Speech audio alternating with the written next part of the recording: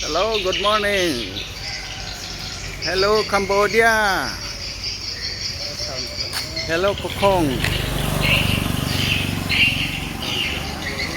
Yeah, we're here in Kokong province and we are roaming around this city, and we are heading to the market. We are going to find out the things they are selling in the market, especially the trisamot, fish from the ocean.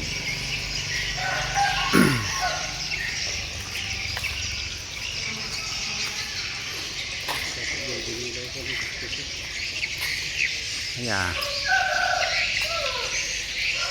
one of the business of the people here in Kokong is buildings, producing birds nest, just like this building. Yeah. Look at the pop of the bird. That's the pop of the bird.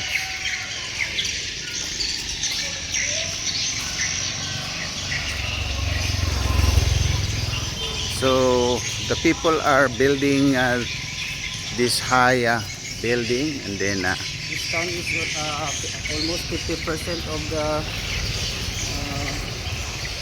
residents is birds. yeah, And the birds has own biggest building also. yeah, Look at this, almost. this building.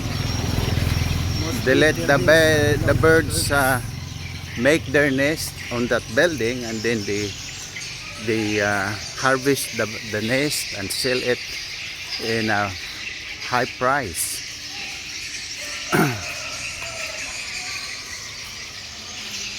So this is Kokong City. So what you can find here, the streets are not too big. Over there and going there. Now I realize this is a city of birds. Because Yeah, almost big building. Yeah, this one. Kokong is a city of birds. Occupied by the birds. And the people enjoy harvesting the Nest. bird nest. I think it's win-win. And they sell So it. the people give sanctuary for the birds, and the birds give them nest. Yeah, Because they spend $millions building. yeah.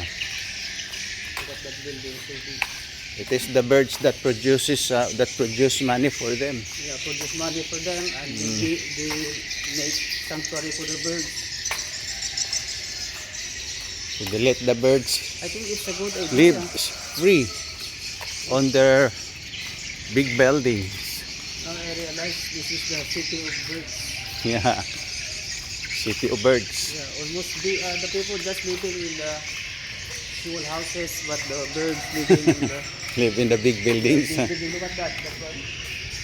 Yeah, that building. There's a hole on the top. Yeah, That's occupied by the birds. there's a hole at the top Almost big buildings here. where the birds can enter. Living in the. So their birds are living in the big building. That's why there's no doubt. Why is it only one can breeds that longest breeds?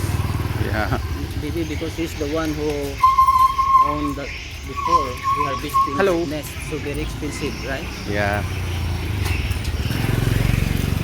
Now we are approaching wheat market here in Kokong.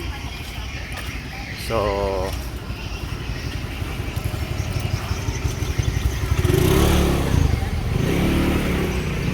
this is the